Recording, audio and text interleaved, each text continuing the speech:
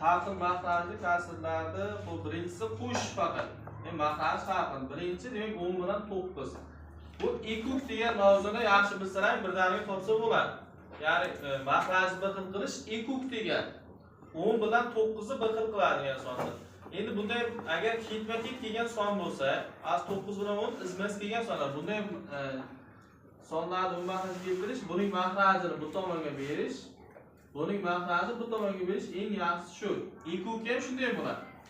Endi bu topayotgani birinchisi mana 9 ni 7 ga ko'paytirsak 63, 9 ni 10 ga ko'paytirsak 90. Qo'shilgan 10 ni 5 ga ko'paytirsak 50, 10 ni 9 ga ko'paytirsak 90. Endi mahraj bir xil bo'ldi. Bittasini yozib olam. 63 bilan 50 ni qo'sham. 113. Tepasi katta bo'lib ketsa, buni maydalashtirib olish kerak. 113 ni 90 ga bo'lsak, bittadan bo'ladi. 90 23 qolib qolib ketadi. Yozib qo'yam. Buni ustida mahraj har xil.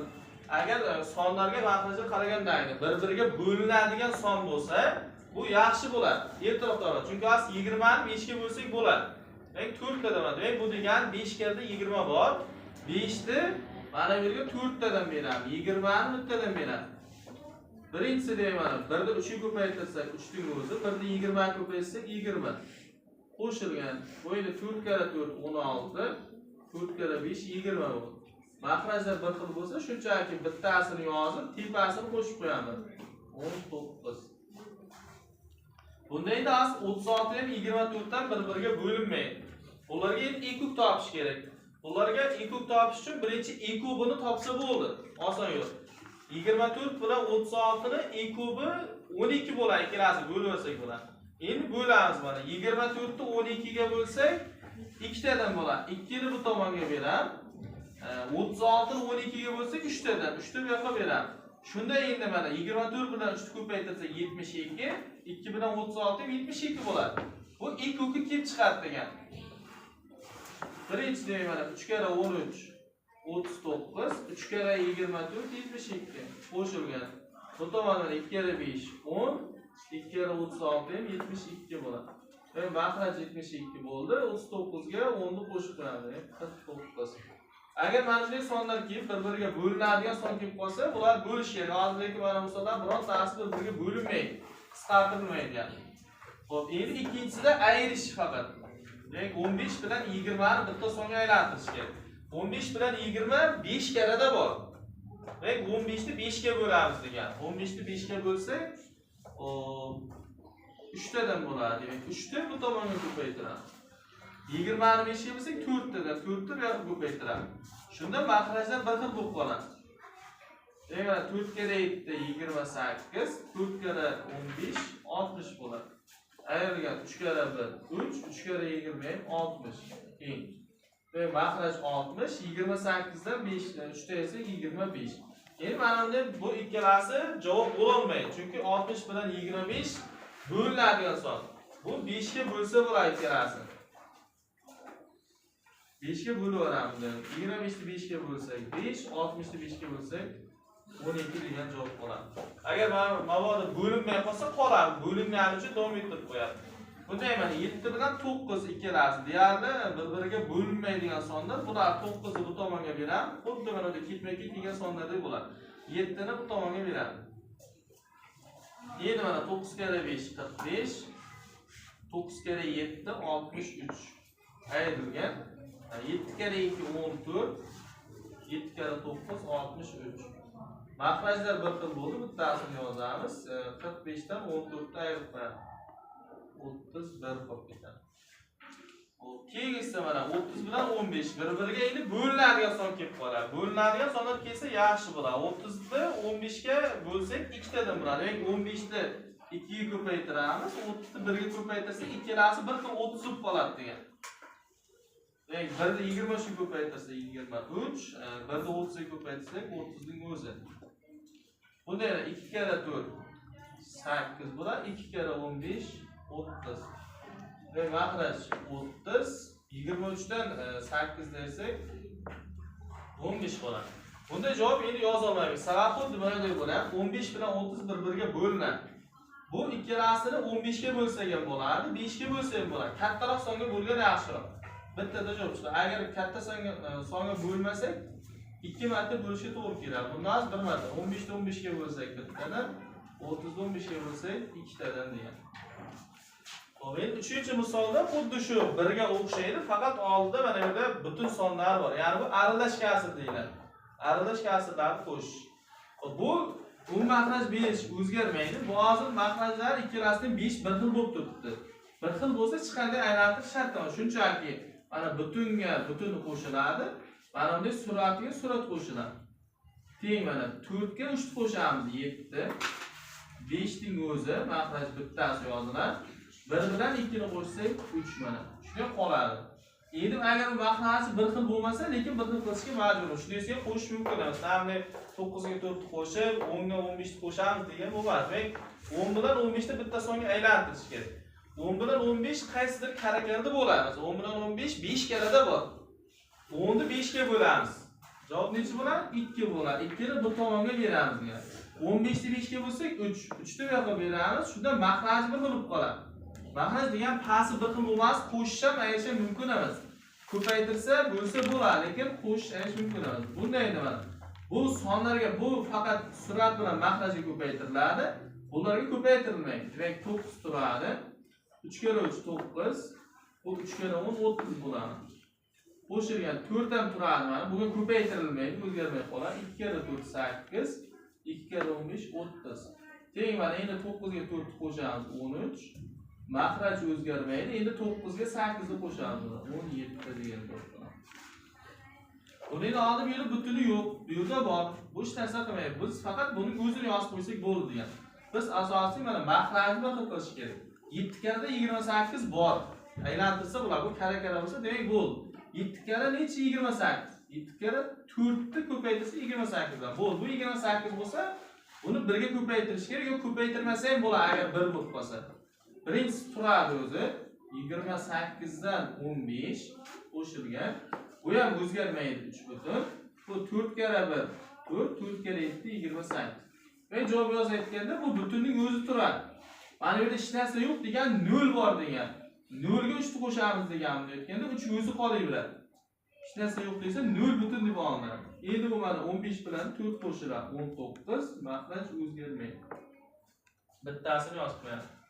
Xo'p, ayirayotganda shu mana mahrajlar bir xil bo'lsa bo'ldi. Butundan butun ayriladi, suratdan surat ayriladi. Lekin mahrajlar o'zgarishsiz qoladi. 10 dan 4 ga esa mana 6, 25 o'zgarmaydi. 19 dan 8 ga esa 11 qoladi. Endi mahrajlar har xil bo'lsa yana bir xilga aylantirish kerak. Demak, hozir 40 bilan 20 bir-biriga bo'linadigan son. 20 ni mayda sonni katta songa aylantirib bo'lsa yaxshi degan, osonroq chiqadi. 20 ni 40 ga aylantirish uchun nima qilish kerak desa, 2 ga ko'paytirish kerak. Yozib olamiz ikkini. Buni 1 ga ko'paytirsak o'zi qoladi. Yo 1 da yozmasak ham bo'ladi mana. Hozir ko'plarni yozib ketamiz, 1 da yozmasak ham bo'ladi. Chunki bu o'z holicha qoladi. 48 butun 40 dan 7 ayrilgan 20 butun 2 kere 20 40 bo'ladi. 2 kere 9 18. Endi bunday vaziyatlarda bo'lamiz. 48 dan 20 ni ayirsak bo'ladi. 28. Lekin 7 dan 18 ayirib bo'lmay qoladi. Ayiradigan vaziyatda shunday bo'lib qoladi. Endi bunday vaziyatda nima qilamiz? Oddiy misollarda ishlatganda ayirib bo'lmasa qarz olib beradi. Kasrlarda shunday qiladi, qarz olib beradi, faqat qarz olib berish bunday bo'ladi. Bitta kamayadi. Mana 48 ida 47 bo'ladi. Bu bitta mahraj kamaygani uchun bu yerga 10 bo'lib o'tib ketmaydigan surat bilan mahraj qo'shilib tepaga olib ketadi. 40 bilan 7 ni qo'shsak 47 bo'lib ketadi. Mahraj 40 o'zgarmaydi. Hozir mana bu yerda 48 ni 47 qilganim uchun buni yozib qo'yganman yo'q, faqat men surat mahraj qo'shilib tepaga yozdim. Qarz olib berish shunday bo'ladi kasrlarda faqat. Bu ikkinchisi ayiruvchi o'zgarmaydi. 20 butun 40 dan 18. Endi ayirsak bo'ladi. 47 dan 20 ni ayirsak bo'ladi. Yana suratdan buning suratini ayirsak bo'ladi. Mahraj o'zgarmaydi. Va 47 dan 20 ni ayirsak 27. 47 dan 18 ni ayirsak 29. Keyin mahraj o'zgarmaydi. 40. Bunday mana 7 karada 49 bor. Mahrajga qarang. Birinchi asosiy narsa shu. Mahrajni bir xil qilish kerak bo'ldi. Eng kerakli joyi shu. Bularni aylantirish shunchalik qiyin emas. Ayni shunchalik kelib ketaveradi. Demak, 7 karada 49 necha? Demak, 7 karada 7 49. 7 kerak. Demak, 7 ni beramiz. Bu yerda 49 bo'lsa bittadan berish kerak, bermasa ham bo'ladi. Demak, bu qoladi birinchisi 3 butun 49 dan 15 qoladi. Ayrilgan 1 butun mana bir turadi, ko'paytirilmaydi bunga. Faqat bu suratini mahsuliga ko'paytiriladi. Teng 7 kara 4 28, 7 kara 7 49. Endi yana shunday vaziyat bo'lib qoladi. 3 dan butundan 1 butundan ayirsak bo'ladi.